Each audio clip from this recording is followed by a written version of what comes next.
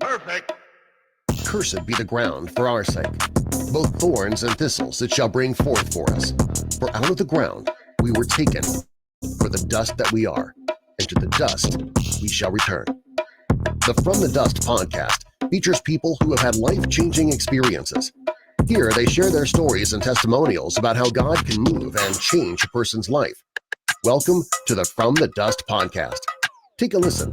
Open your hearts and ears. Here's your host, James Science. Yeah.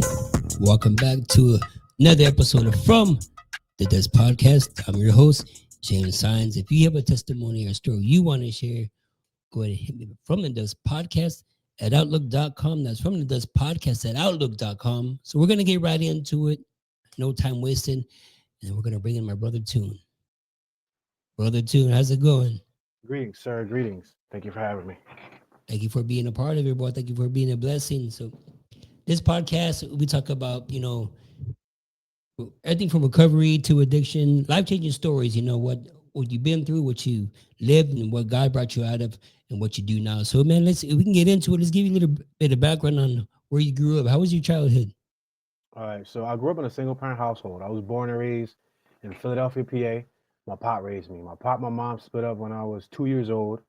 Grew up in probably one of the rougher areas of Philadelphia, North Philadelphia, specifically the Kensington hood, Kensington and Fair Hill Badlands neighborhood. That's two of the most worst neighborhoods in Philadelphia. Um, Went to my normal public schooling, middle school, high school, graduated. I went to further my education to obtain a degree in digital film and video production. I grew up since being in a single parent household. I had brothers and sisters. I wasn't raised with them, so I kind of saw family in the streets. So I hung out in the streets. I grew up hanging out with my friends. I would leave a.m., come back nighttime, 11, 12 a.m., just hanging out on the corners, hanging out with my buddies, doing things that teenagers and mischievous youngsters would do. Everything from like graffiti, participating in illegal activities, from vandalism, substance abuse. I did participate in my fair share of substance abuse. I wasn't in anything heavy, but I did have, I used to blaze Mary Jane habitually for over 17 plus years, alcohol and whatnot. Um, I worked a 9 to 5. I used to work, actually, surprisingly, I used to work with youth, K through 12th grade, and I used to even teach adults twice my age. Worked for a nonprofit organization, so I was kind of like multitasking, living a double life. I was clocking into an office environment, but I was before and after work in my younger, I would say after high schooling years when I was in college and whatnot, I would hang on the streets. So I was living a double life, getting in trouble before and after work, but then going to work and clocking in and working with kids. Um, After that, I would say I decided to leave the work atmosphere in 2016. Instead of giving a 2-week notice, I gave a 2-month notice. I officially at that time I obtained a degree, and I felt like the work field was kind of holding me back from my potential. Um, I'm into cinematography, editing, and video production, so I was able to leave the work field, and for several years I freelanced. I did everything from music videos, documentaries, short films, short skits, unboxings, promotional stuff, and most recently, virtual tours. I've documented 48 states in the United States of America. I didn't do Hawaii or I didn't do Alaska, but I did drive around the whole country from 2021 to 2022, and I documented every state from some of the most notorious hoods in America to some of the most prestigious neighborhoods. And that led me back to my home city of Philadelphia. And about a year later, I moved off to the country. So we can talk about any specifics if you have something in mind or you want to dig deeper. There's so much that I could talk about. I just don't want to ramble on. Normally this is just a free space for you to share your life and share your story. What were some of your influences? All right. So, well, growing up in a single parent household, I wanted to be a lot like my pop. Surprisingly, um, not many kids want to grow up and have a kid and be by themselves. But my pop being single, that was my aspiration as a kid. I was like, oh man, when I grow up, I'm gonna have a kid. I'm gonna get a girl pregnant, and I'm gonna just raise them and just do what my pop did. I'm currently married, so that's not that's not how it turned out. But I guess we could talk about trauma, bro. I growing up in the hood, bro. I've been to more funerals than I can count ligaments on my body. I lost a lot of friends, family, and loved ones to shooting, to gun violence. In the city of Philadelphia, I grew up in an era where we were crowned KIlladelphia, because we were one of at certain time in '03, '04, '05, the year 2003, 2004, 2005, and '06, we were crowned Philadelphia. Nothing to be proud of, but we had a high murder rate. So where I'm from, annually, it'll be over 2,000 plus shootings, but like 600 to 700 fatalities. And during those years, I lost a lot of family, a lot of friends. I've even been in altercations where I've been in, got from robberies to all sorts of scenarios, gunpoint, pistol whip, bunch of crazy stuff, bro. Like growing up in the hood, with substances. We grew up around the fiends. I don't know if you're familiar with the neighborhood Kensington, but it's right now it has a limelight on it for the opioid crisis. It's like actually one of the opioid meccas of America. But it's the city of brotherly love. Philadelphia has a lot of raw history and a lot of beauty, but it also has its rough side. That was my influence, bro. You asked what was my influence? My influence was growing up in Philly. I was pro Philly. We had a lot of stars that came from, well, at that time, from rappers to actors like Will Smith and the Rocky. I actually grew up around the Rocky gym, like minutes away. So watching films get made, bro. I was always into the arts, so I've always been an artistic person. I drew, did some graffiti. I was always into anything creative, painting and auto body and things of that nature. So I aspired to be in the business, bro. I aspired to be in like the entertainment industry.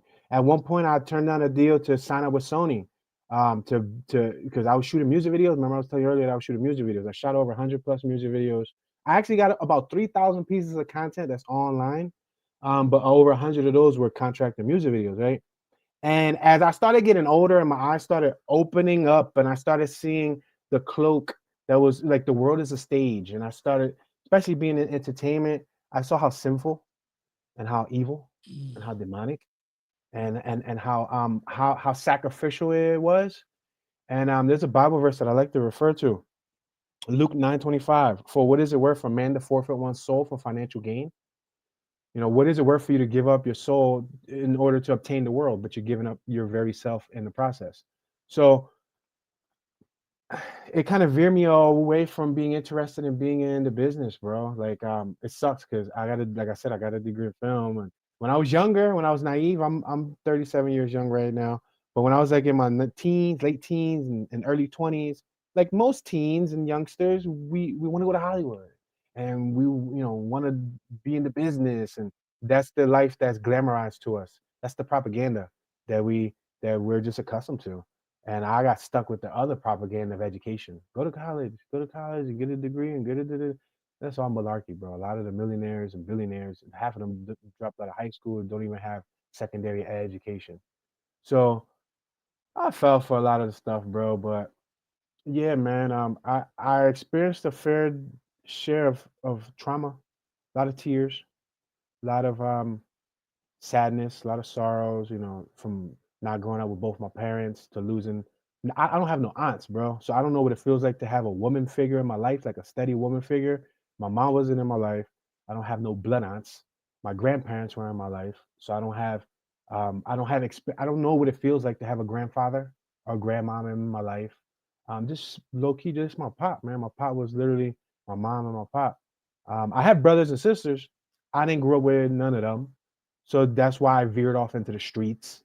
And one of the places I hung out in Philly was one of the worst neighborhoods, like where shootings and robberies take place, not at nighttime, but at daytime.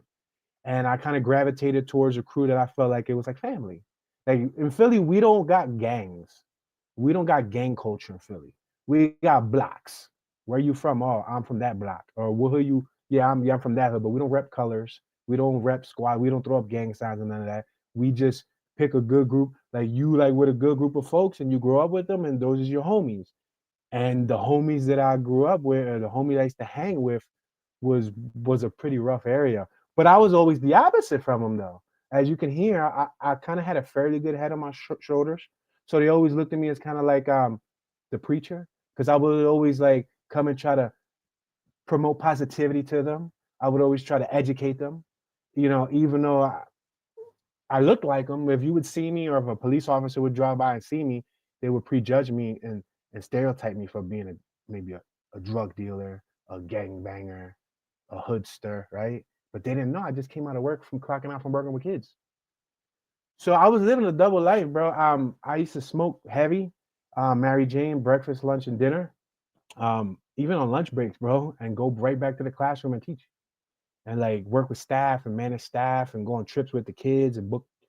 I used to talk to the parents under the influence, bro. That's how bad one of my addictions was. But nobody could tell because I was what you would call a functional addict. I was able to function normally. It didn't slow me down, bro. At least I thought it didn't.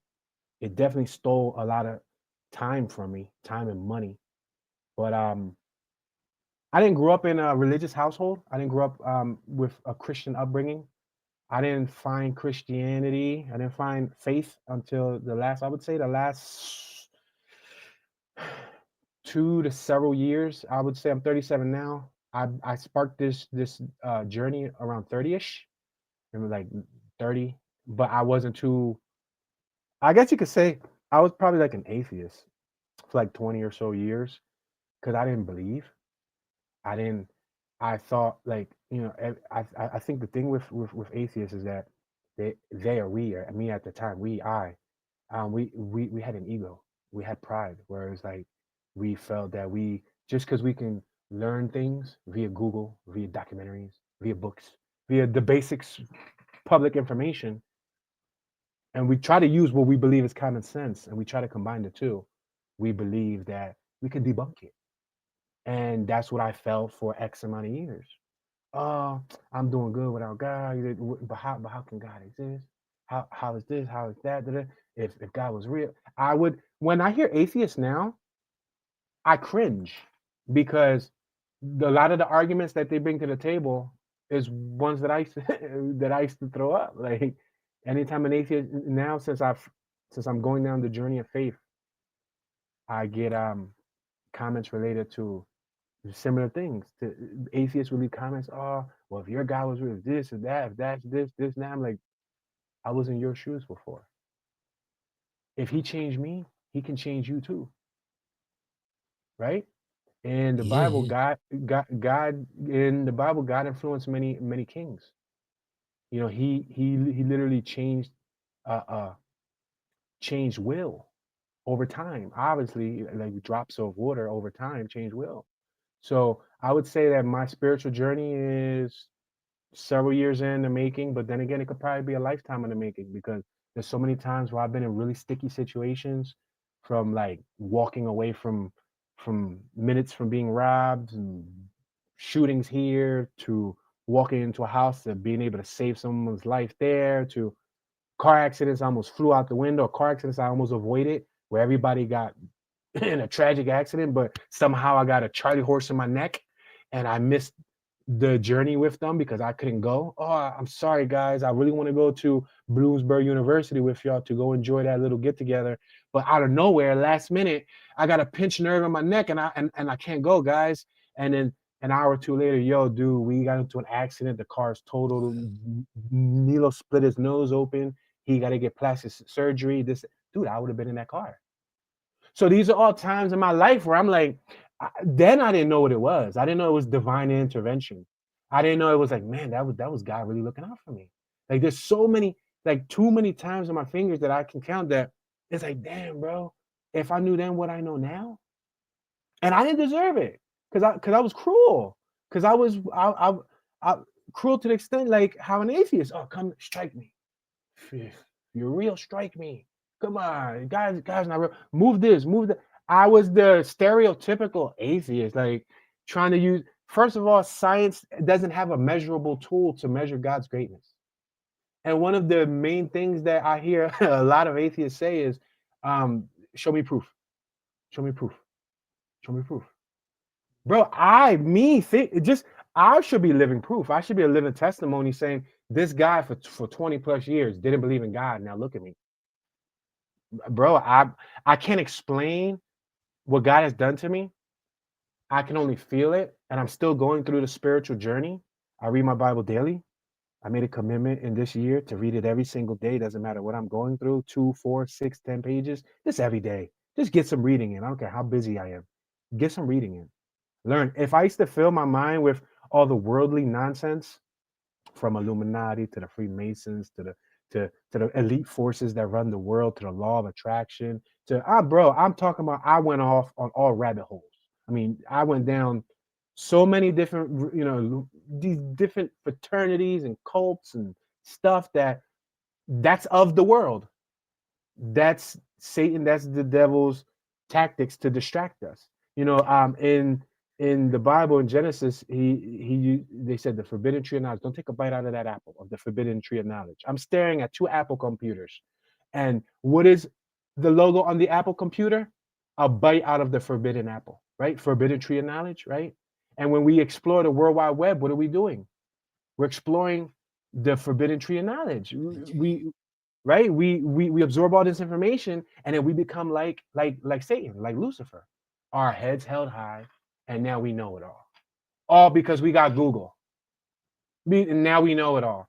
And Mhm. I didn't see that then. And it's scary. Like it's scary. Like I get goosebumps when I think about like how lost I was. If I would have lost my life, which I could have several times before, I would have been for the hellfire. I'd have been gone, bro. But like we live and we learn, and it's never too late for anyone to find their peace, find their connection with God, because it's not about religion. It's about relationship. Yep. Building a relationship with our soul. Before we came to this earth, we were a soul, right? And he sends us off into our mother's womb.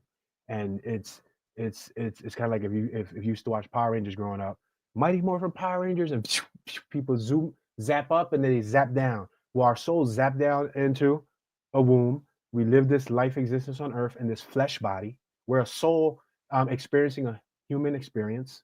And then when we're done in our times here on earth, our mission's done, we zap back up. And Yeah. that's it. Mhm. So yeah, bro. If you have any more, I don't want to like keep talking about random stuff, but if you have any questions, feel free But to answer that or that's ask or that's whatever. deep, bro. That's heavy, bro. Because we don't always get that perspective, you know. Well, how were you Absolutely. able? How were you?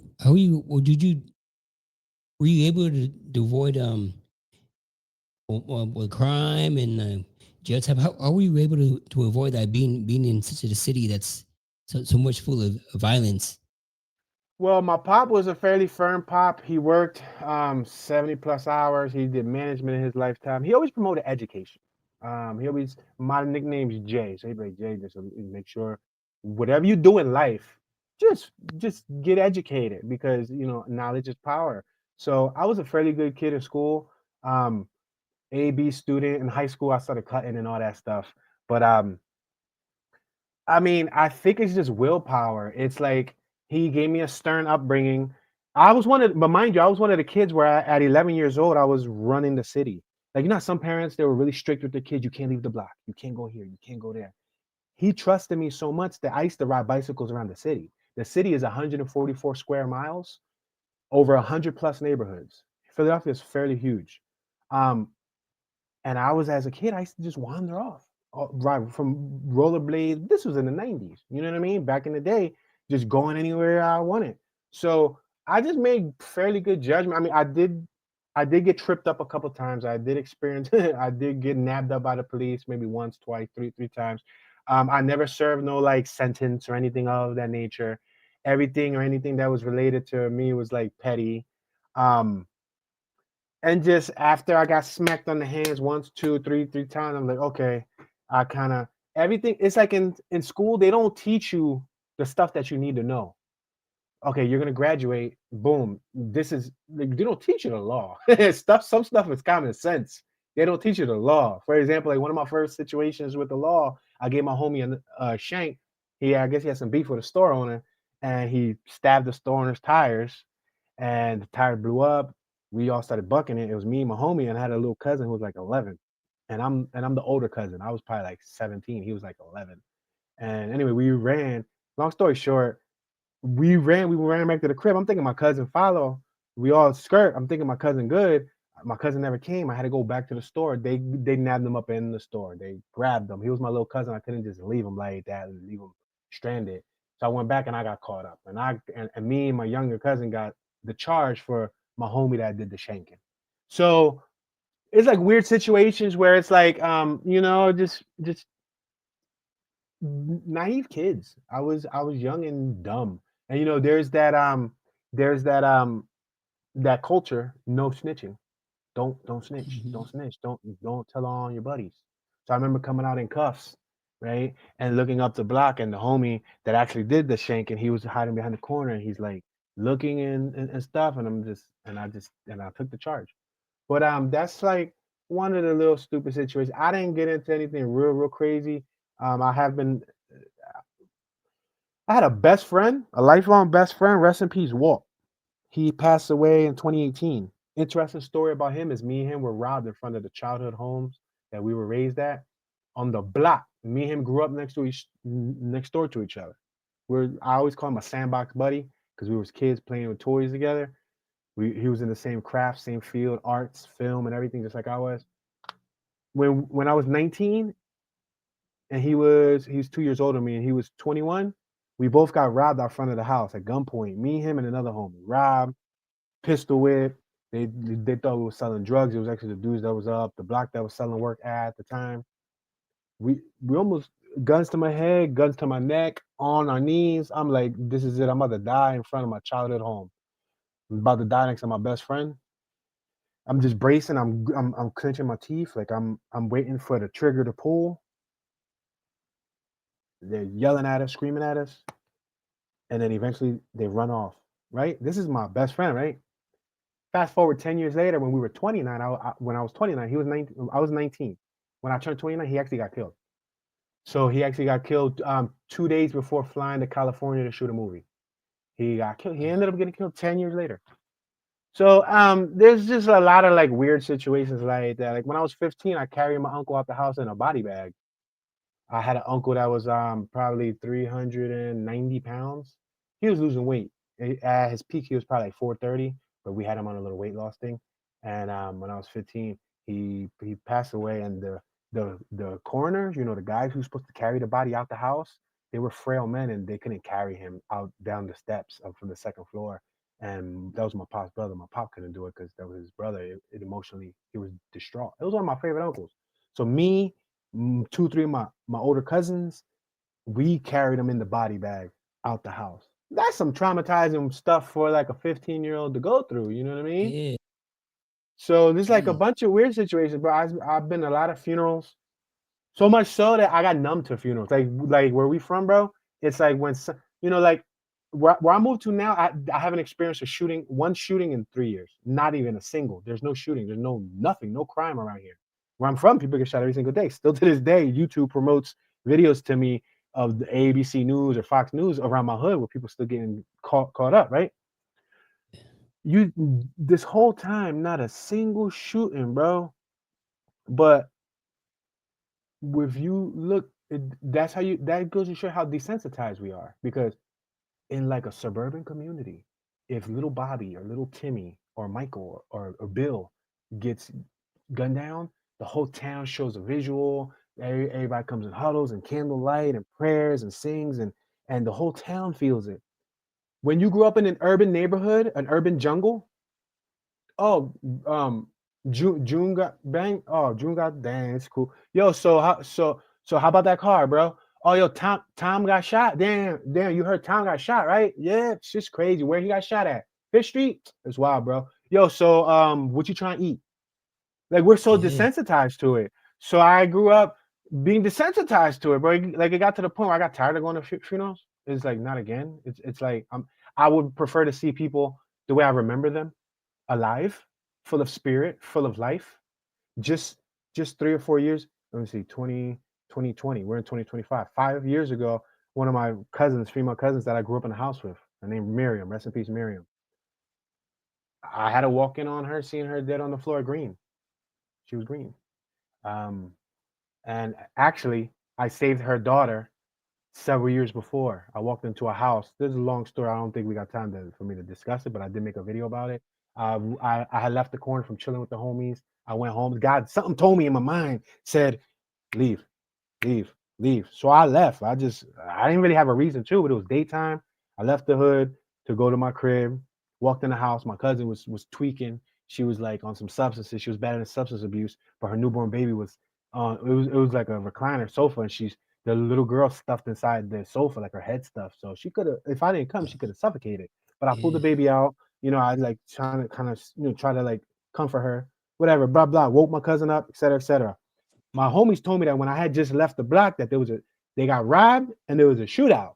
So I happened to be that was divine intervention telling me to leave for one reason to not get robbed, Hmm. and then for the second reason to go and save my cousin's daughter, right? But that girl, Yeah. my cousin that was tweaking, she passed away 5 years ago. Anyway, and I had to walk in on her, seeing her on the floor, green, and I grew up with her. Wow. Green skin is called what? I don't rigor mortis. I don't know the terminology for somebody when you see them with green skin, bro. But that's stuff that's not normal, bro. Oh wow. What? Yeah, bro. Yeah. Going, man. Seeing all that, going through all that. What was that defining moment that brought you to Christ? Were you? Did you hear from the streets? Did someone preach to you, or Um, were you just so man? You just got tired of just you know what? God. I need to do something with my life. You know. that's a good question. So I know probably one of the turning points was like when my homie Walt died, the homie that I said that I got robbed when I was 19, and he died happened to die 10 years later. Um, it was like I don't know, a piece of my childhood passed away with him. A piece like he was probably more than a brother. He was probably more of a brother to me than my actual brothers because I didn't grow up with my brothers. So when he passed away, his mom told me that he was digging into the Bible. So I thought I was intrigued, and he was like me. We were very open minded. We can talk, and I used to blaze. So we used to blaze together, and we used to talk about the universe, stars, the moon. We used to get tripped out talking about some bizarre stuff. We believed in aliens, like all. He was down to earth. We can talk about whatever. When I heard that, I'm like, dang, I can't let his passing go in the vain. So I think that was like a spark, but I wasn't full heartedly invested yet because Satan was still playing mind games with me. I did buy a Bible within the year that he passed away. He passed away in 2018. I did try to buy a Bible and I began reading it, but the KJV version was a little difficult for me to comprehend. Like with like the terminology, it sounds like Shakespeare. For art thou, this died, this. It was like my brain wasn't allowing me to comprehend. So I took some time off. I worked, I did life, I would say we're in 2025 now. In 2021, on my cross country trip, I started praying every day when we were traveling the country. Now, I prayed for safety. I prayed over the food we ate. I prayed for for just like my family, my friends, the world. At that time, there was like stuff going on, like different news headlines. If I would hear something, I would pray. And this is coming from somebody who wasn't a believer. I was like, I guess at that point you can say I was kind of agnostic. I was dabbling, like I wasn't wholeheartedly invested because my mind was still telling me if he's real, but how is this? But if he's real, but why does he let this happen? But if it's real, then why this?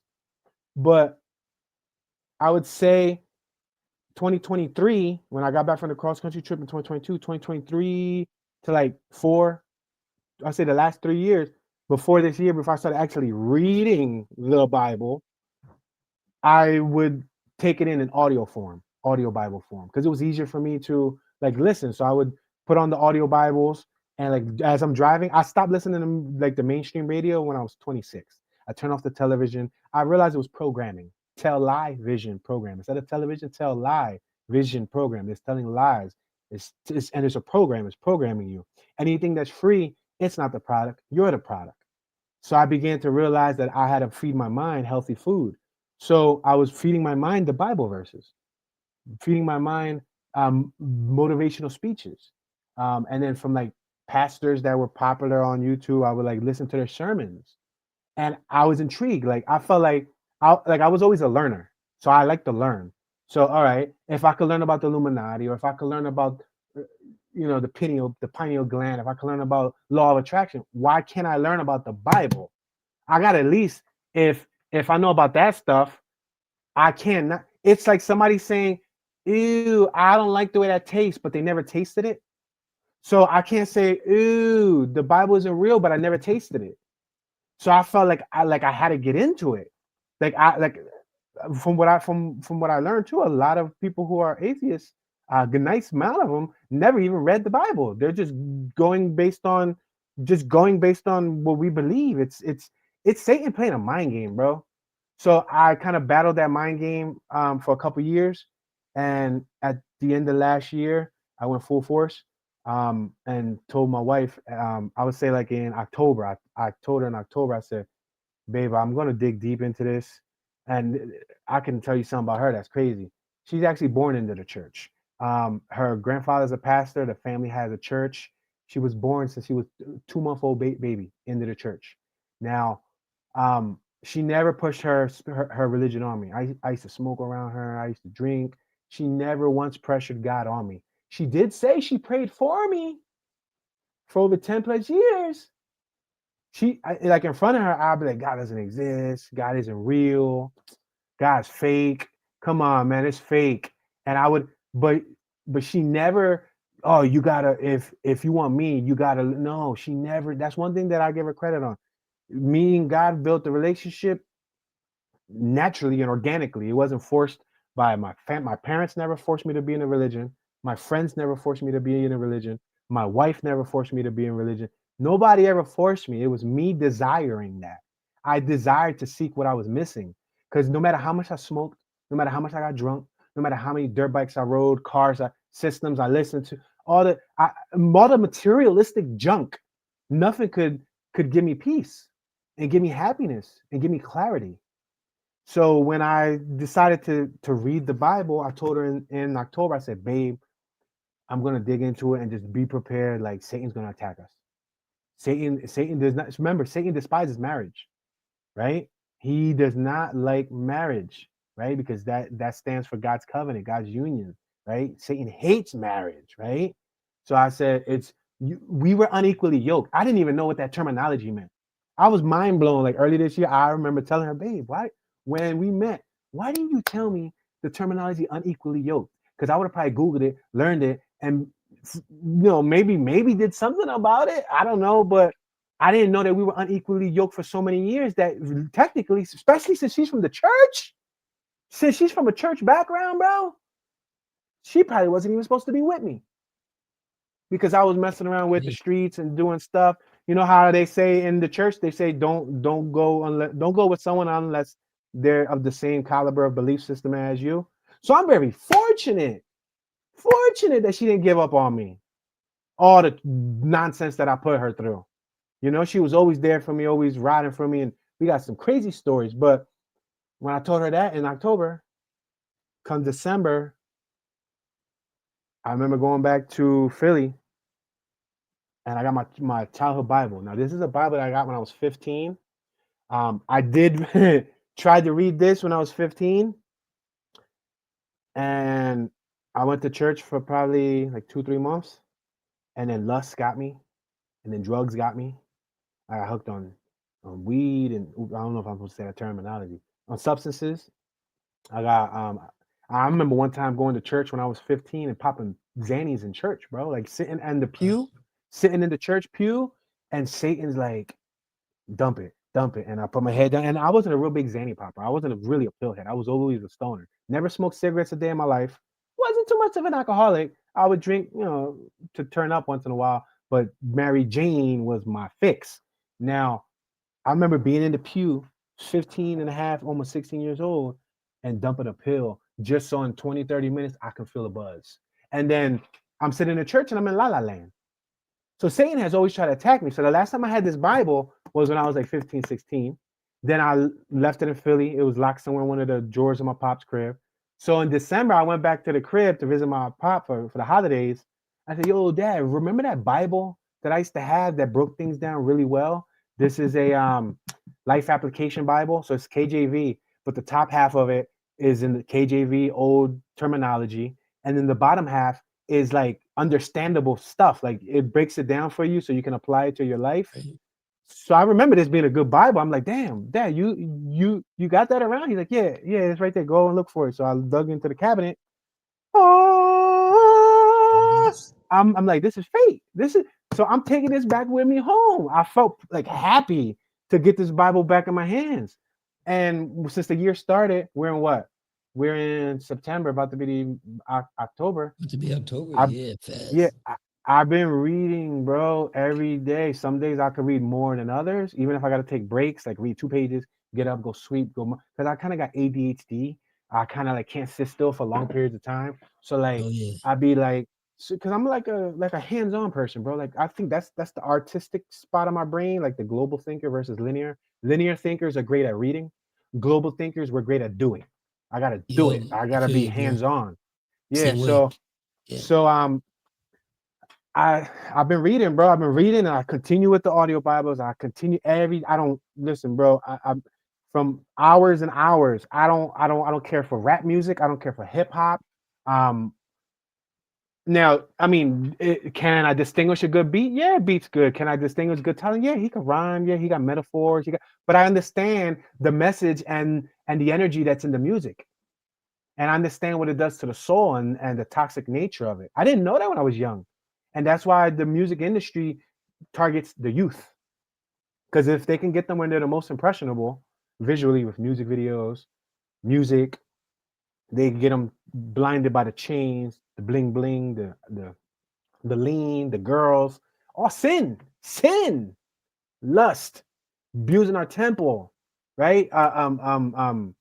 What you call it? All stealing, robbing, killing, anger, envy, all the sins, bro. And I just, it's just clicking, bro. When I began reading the Bible, even in the beginning, when I began reading this one, Satan tried to attack me in the book of Genesis, saying, oh, how is that possible? Really? Not 900 years old? Really? Really? He had his first kid at 99? Really? And my mind was being attacked, bro. And I would like, but I began taking it in, absorbing it, and it made sense with everything that I learned, like all the different philosophies and different things. There's over 4,500 religions on earth.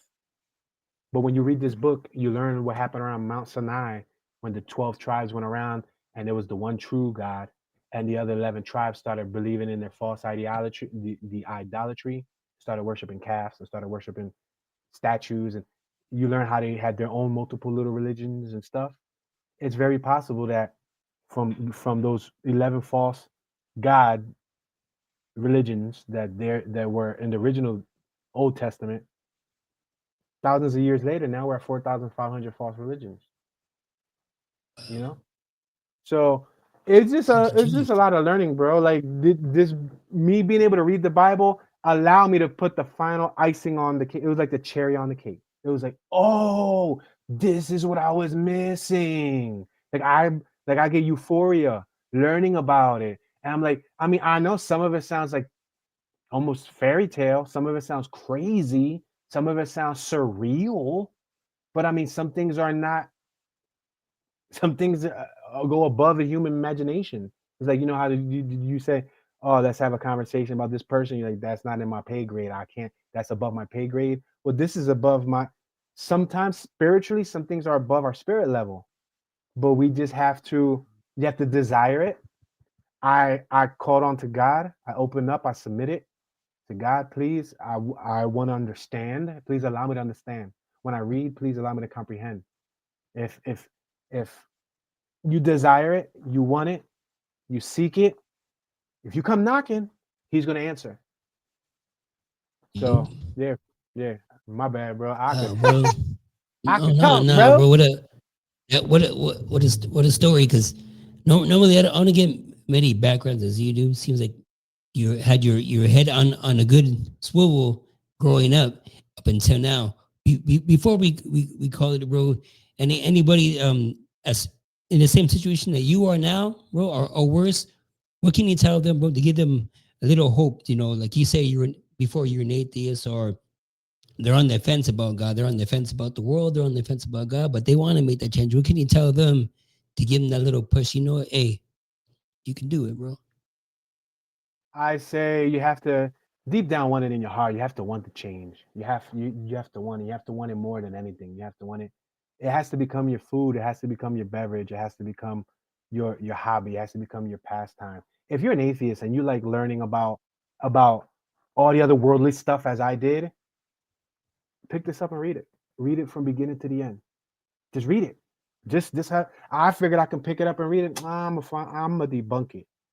But if you gathered knowledge, there's a lot of people who were atheists who read the Bible, and by the end of it, or even scientists, or even PhD majors who at one point they didn't believe in a God. They read the Bible, and puzzle pieces started clicking. Read it. Do it for you. Do it for your family. Do it for your friends. Or be the first in your family. You might be the first in your bloodline. You might have grew up in a household where religion was. I didn't grow up in a household where religion wasn't a thing. My folks never pushed me. My pop never pushed me on God. Nobody pushed me on God. You kind of got to do it. Be the first to do it on your own. There's a saying that I like to say: don't wait for nobody to check you. You check you. Check yourself. So Uh-huh. don't you know what I mean? Because a lot of people wait to be corrected. Nah, we have to correct ourselves, bro. I like that. Well, brother Toon, I wanna thank you for your time, bro, and for your knowledge. You really helped me to give a different perspective on others' lives, bro. I want to thank you No for your problem, time sir. and for being a part of this. Um, this is from the Dust Podcast. If you have a story or testimony you want to share, go ahead and hit me from the Dust Podcast at outlook.com. Stories need to be told and voices need to be Therefore, heard. if any man be in Christ, he is a new creature. All things are passed away. Behold, all things become new. Y'all be blessed. God bless. Take it easy from the Dust Podcast. Amen.